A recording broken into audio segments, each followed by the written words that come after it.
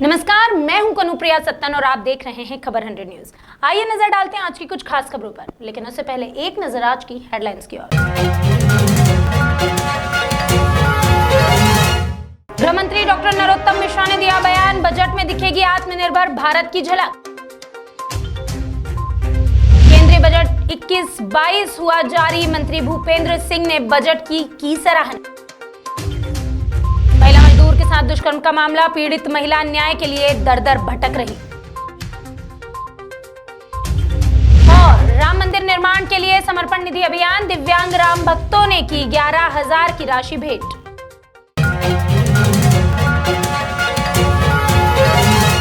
सोमवार को गृह मंत्री डॉक्टर नरोत्तम मिश्रा ने मीडिया से बातचीत करते हुए बताया कि गृह मंत्रालय ने कुछ बड़े और अहम फैसले लिए हैं।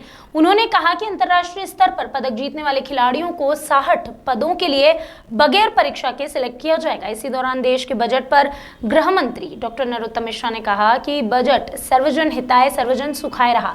बजट में सभी वर्गों का खास ख्याल रखा जाएगा। साथ ही उन्होंने कहा कि बजट में आत्मनिर्भर भारत की भी झलक देखने को मिलेगी। कांग्रेस तृणमूल के विधायक कौन बीजेपी में आ जाते हैं? मेरे दौरे से उसका कोई लेना देना नहीं है। तृणमूल कांग्रेस में भगदड़ मची हुई है। जिस तरह की नीतियां वहां पर ममता बनर्जी जी ने लागू की हैं, वो अपने आप में भगदड़ के लिए पर्याप्त है। और जिस तरह का आभा मंडल माननीय प्रधानमंत्री मोदी जी का है, जिसके प्रकाश में हम सब दमक रहे हैं, देश दमक रहा है, वैश्विक छवि ला रही है, वो भाजपा में आने के लिए पर्याप्त है। ममता बनर्जी की सरकार में सरकार नाम की चीज कोई बची नहीं है। वहां लगभग माफिया राज हावी है।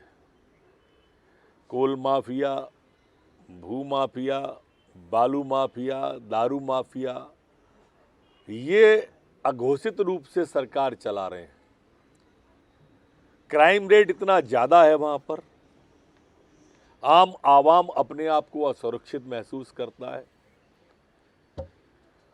इसलिए पश्चिम बंगाल की जनता परिवर्तन चाहती है।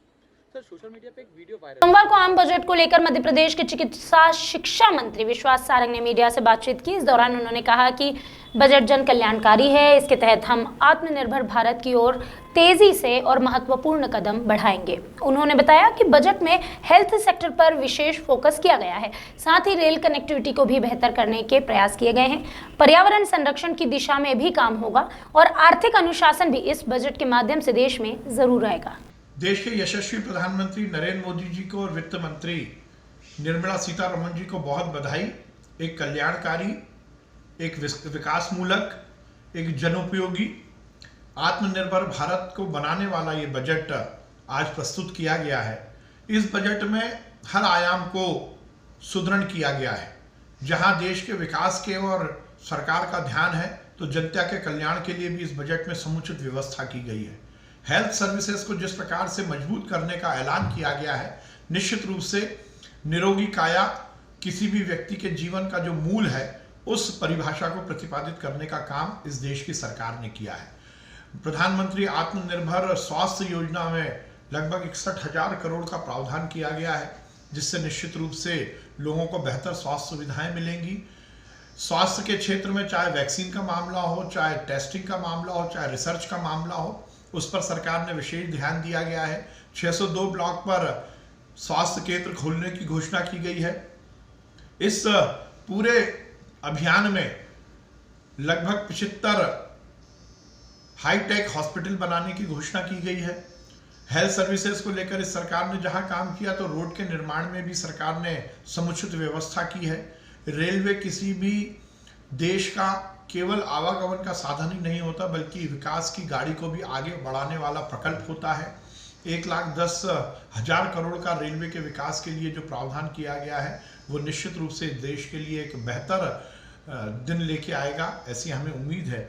पोल्यूशन, क्योंकि प्रदूषण किसी भी समाज के लिए बहुत बड़ा आघात है, उसकी रोकथाम की भी पूरी व्यवस्था की गई है।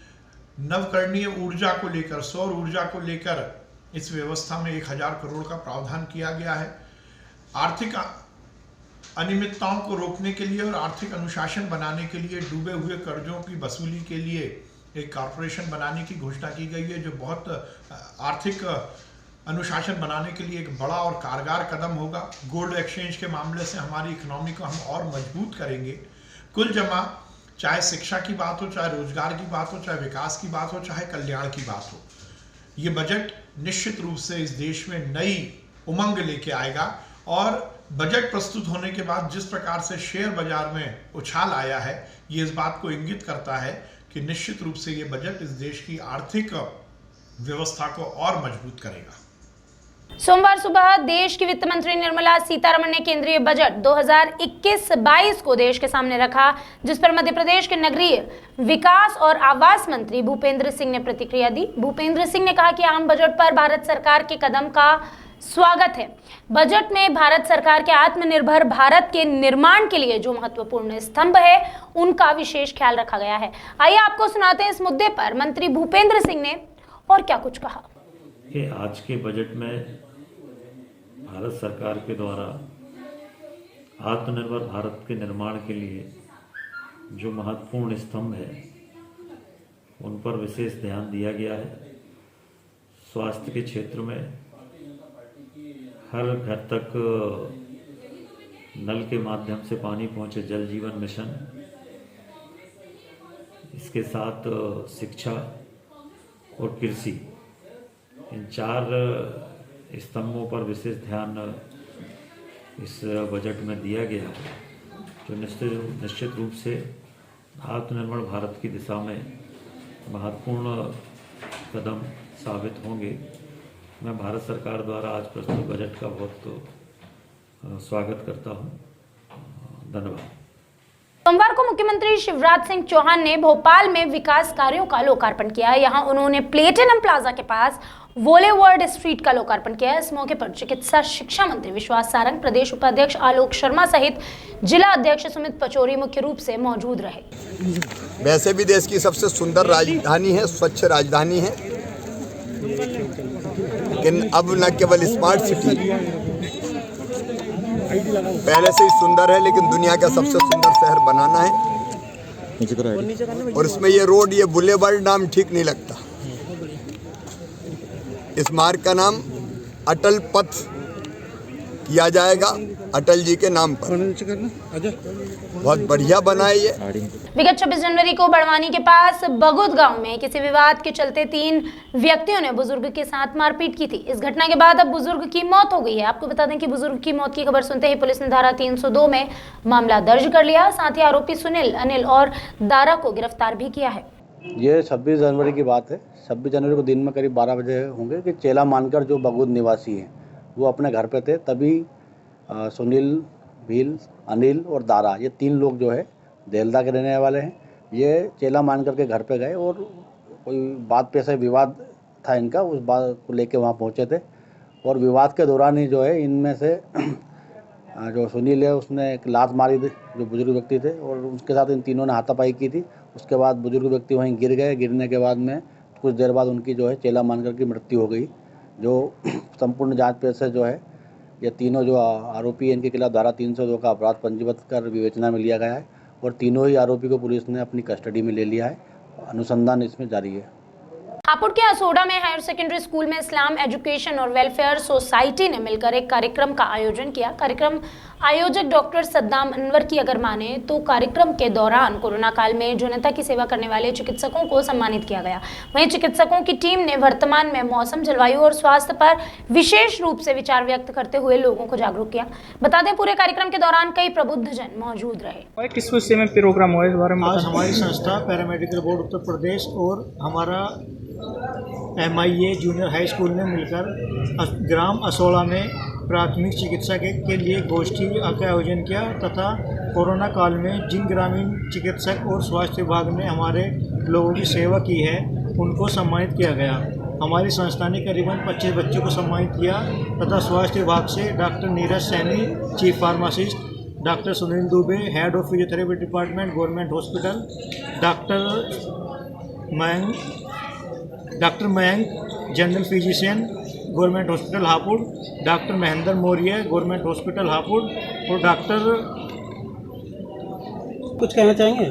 झोला छाप डॉक्टरों के बारे में काफ़ी कहना है। इन लोगों ने कोरोना काल में काफ़ी लोगों की मदद की है स्वास्थ्य विभाग के साथ मिलकर, और इन लोगों के प्रति हमने एक जन स्वास्थ्य रक्षक पाठ्यक्रम का प्रारंभ किया है जो community medical service and vaccination drugs के नाम से है।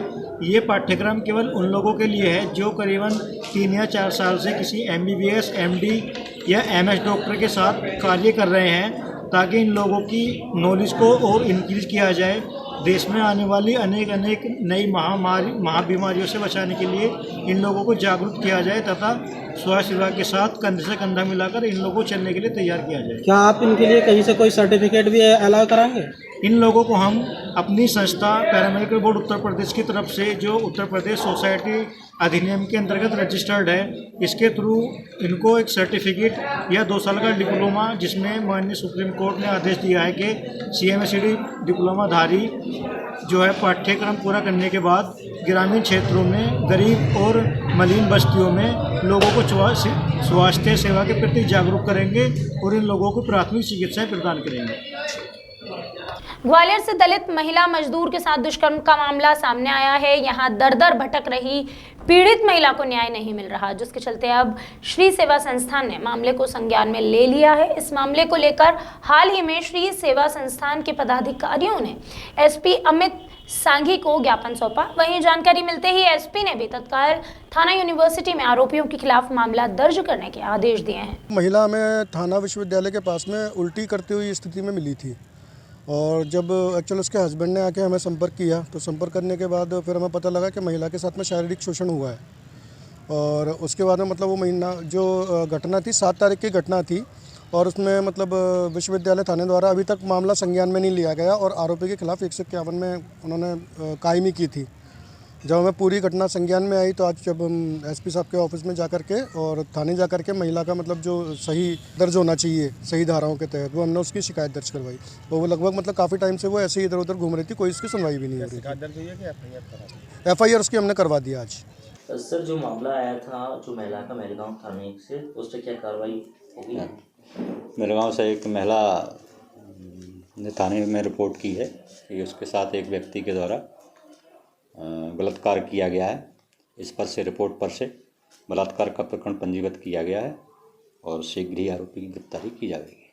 जैसे कि सर महिला का कहना था 7 तारीख को वारदात हुई थी, तो सर अभी उस पर जो हाँ, महिला थाने पे आई और उसने बताया है कि उसने डर के मारे अपने पति को इस तरह की बात नहीं बताई थी, और जब उसने संज्ञान में मामला आया तो प्रकरण पंजीबद्ध किया गया है। अयोध्या में श्री राम जन्मभूमि तीर्थ क्षेत्र पर भव्य मंदिर निर्माण के लिए उज्जैन जिले के तराना में एक दिव्यांग सब्जी विक्रेता सुनील मंडलोई और उनकी दिव्यांग पत्नी रेणुका मंडलोई ने उनकी माताजी के हाथों से समर्पण निधि के तहत 11,1111 रुपए की राशि भेंट की है। इस अवसर पर नगर के अनेक गणमान्य नागरिक और कार्यकर्ता उपस्थित रहे। रविवार की रात इंदौर के एरोड्रम थाना क्षेत्र में 2 घरों पर चोरों ने दबिश दी। पुलिस से मिली जानकारी के अनुसार 4 से 5 हथियार बंद नकाबपोश बदमाशों ने इस चोरी की घटना को अंजाम दिया। यहां डकैतों ने परिवार पर हमला भी किया, परिवार को बंधक बनाकर लाखों का माल लूट लिया। हालांकि सभी आरोपी घर के बाहर लगे CCTV कैमरे में कैद हो गए हैं।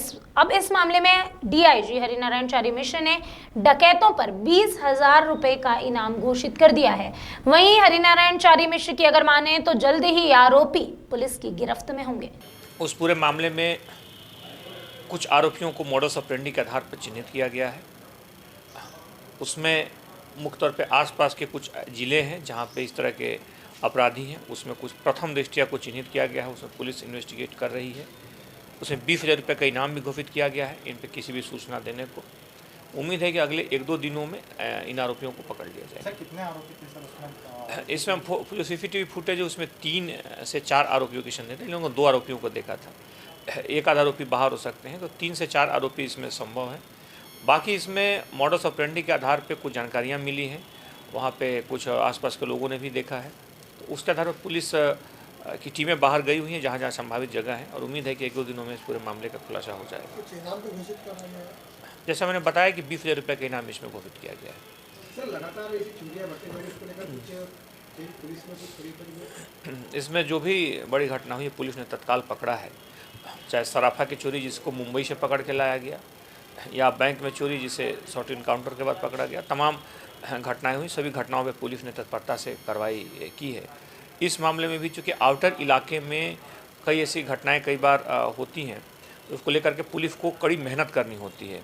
जैसे कि ये घटना शहर के बाहर की जो कॉलोनियाँ हैं, जहाँ बाहर है, इस मामले में पुलिस कर रही है और हम लोग पूरी तरह आश्वस्त हैं कि इसमें भी सफलता मिलेगी। एक बात ज़रूर मैं वहाँ के जो भी इस तरह की कॉलोनियाँ वहाँ लोगों से कहना चाहूँगा कि ऐसे कॉलोनियों में इतने बड़े बड़े मकानों में कई करोड़ के मकान हैं, उसमें 3-4 हज़ार रुपये के कैमरे किसी ने नहीं लगवाए। सुरक्षा क्या हमारे लिए कोई प्राथमिकता नहीं है, हमारी प्राथमिकता होनी चाहिए।